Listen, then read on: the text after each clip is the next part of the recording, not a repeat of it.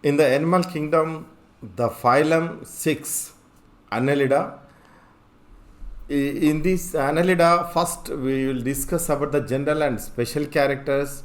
Special characters are what are the special adaptations took place in these animals.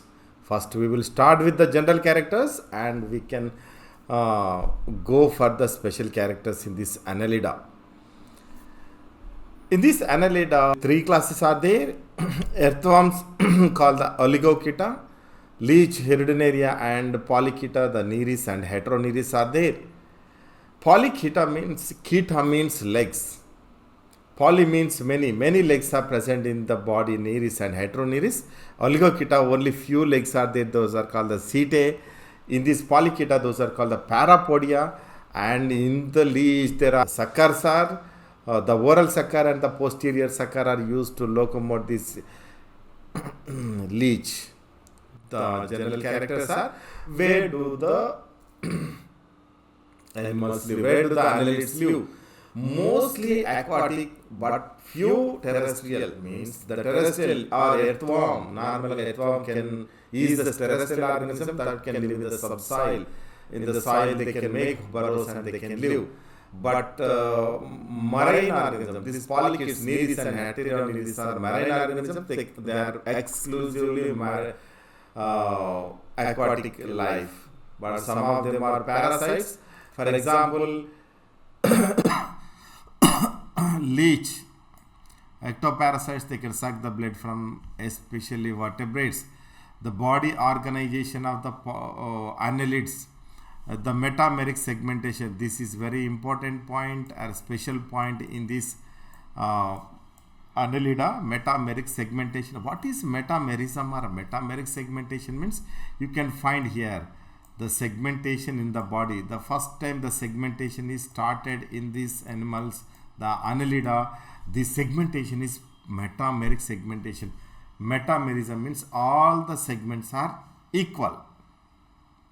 If it is containing 100 or 109 or more than 109 segments, all the segments are equal. That is called the metameric segmentation. The metameric segmentation is only found in the Annelida and earthworm. That is called the metameric segmentation. But symmetry, what type of symmetry we can find in these animals means bilateral symmetry. You can cut the animal into exactly two halves by taking the central axis. Germ layers, how many germ layers are formed during the embryonic development after gastrulation? Ectoderm, endoderm, and the splitting of mesoderm. 3 germ layers are forming, and the coelom is forming by splitting the mesoderm, that is called the schizocilomata. This is somehow different from the enterocoelomata. Next we will discuss about the enterocoelomata in echinodermata, hemichordata and chordata. But the true coelom in those animals is enterocoelomata. But now in Annelida, arthropoda and mollusca, that is formed by the splitting of mesoderm, that is called the schizocilomata. This is also true coelomate. These are actually protostomes.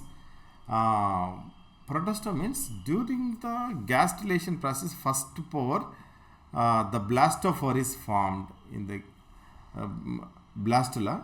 The blastophore can be developed as a mouth in Annelida, arthropoda and mollusca. In these 3 phyla, the protostome, the blastophore developed as the protostome. Then the body wall consists of thin chitinous cuticle layer is present on the body in the annelids, and the appendages, the different appendages are present in the animals. In case of earthworm, the setae are present at the abdominal region, and whereas in the nereis and heteronereis, the parapodia are the locomotory organs. In this leech, actually the oral and the posterior sucker are used to locomote the body. These are the parapodia present in the nereis and heteronereis, tube-like structures, but whereas in the earthworm, those are called the setae are the locomotory organs.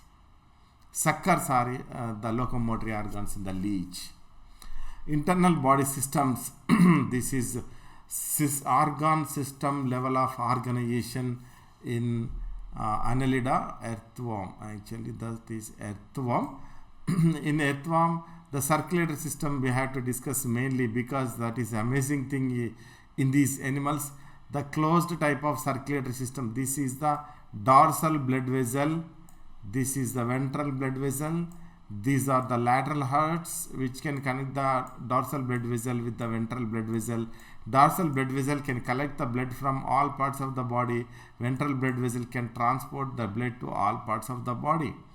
There is the excretory material, food material, respiratory gases, all are transported by the blood, but the blood is flowing in the blood vessels only.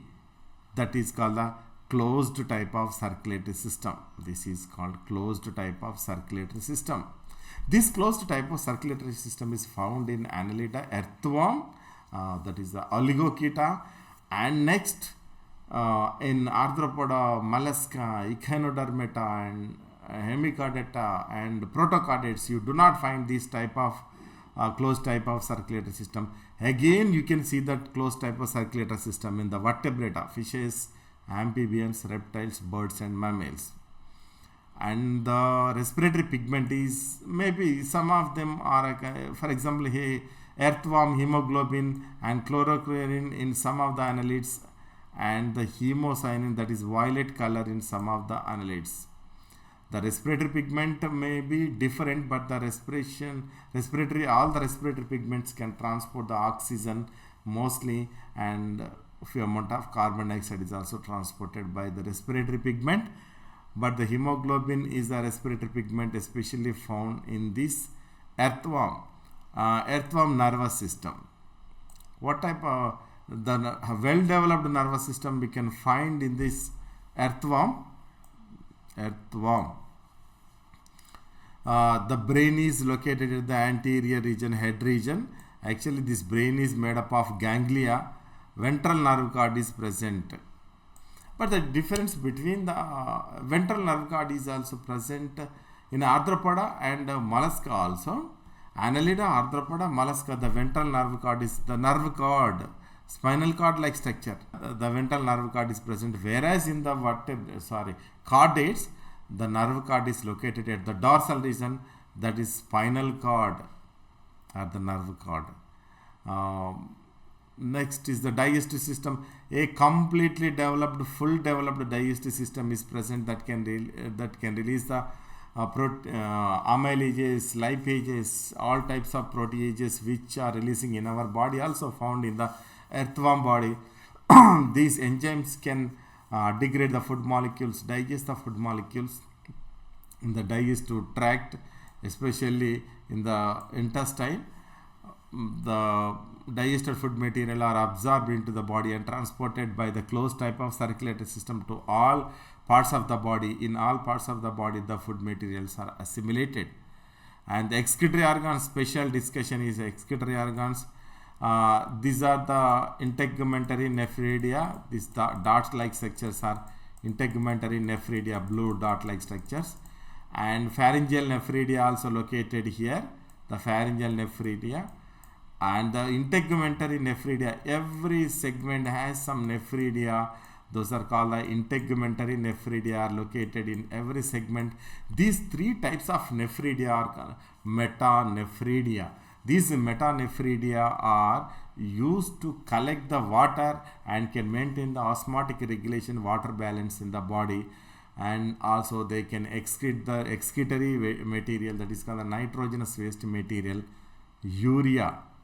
That nitrogenous waste material and excess amount of salts, ions, and water are collected by this nephridia. Those are released into the digestive tract. With the undigested food material, those can be transported towards the posterior part through the anus. Those are released outside. These earthworms are called the friends of the farmers because they can excrete the urea, they can add the urea to the soil, they can make the soil loose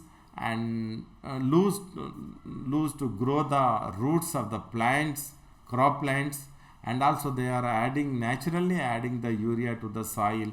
That's why these are friends. But unluckily, unfortunately, due to the consumption of these chemical fertilizers and pesticides, this earthworm diversity is greatly declining, almost declined. That is very unfortunate thing. And the respiratory system, what are the respiratory organs in the earthworm? The skin is always moist. The earthworm skin is always moist. The moisture skin is acting as the respiratory organ. The oxygen dissolved in the moist of the earthworm, especially in the dorsal side. The oxygen can be transported to all parts of the body by the blood, and the carbon dioxide is transported to the skin and expel out to the skin. So the skin is the respiratory organ. Sometimes it may live in the water, sometimes it may live on land. In both cases, in both ecosystems, the skin acts as the respiratory organ to exchange the gases. Reproduction, the main important. This you do not see male earthworm and female earthworm. Earthworm is the earthworm. That is, earthworm, one earthworm is containing the male reproductive organs and the female reproductive organs. That is called the hermaphrodite or bisexuals. But the good thing is there is no self-fertilization. The male reproductive organs are developed first, then the female reproductive organs, that can prevent the self-fertilization. Polychaetes, only the polychaetes, Nereis and heteronereis are the unisexuals, but the earthworms are bisexuals. Earthworms. Fertilization is external, normally in the clitellum or egg sac. Development is indirect. The trach of larva is developed in the Nereis, but whereas in the earthworm the development is direct. See here actually one earthworm is releasing the sperm cells and egg cells both, but not at a time. But two earthworms are involving. Although they are bisexuals, two earthworms are involving in the copulation to exchange the sperm cells. One earthworm, this is one earthworm and this is another earthworm. During the copulation period, this earthworm can transfer the sperm cells into this. This earthworm can transfer the sperm cells into this. Then the sperm cells of this earthworm are fusing with the earthworm eggs of this earthworm. The sperm cells of this earthworm fertilizing with the eggs of this earthworm. That is nothing but the cross fertilization. So the cross fertilization is very important in the evolution and also to produce the fertile offsprings. What about the regeneration? We can find something regeneration capacity in this also. Polychaetes are Nereis and heteronereis have high range of regeneration. They can form any organs in the body if it is accidentally fragmented. But oligochaetes have some level of only some level of regeneration power.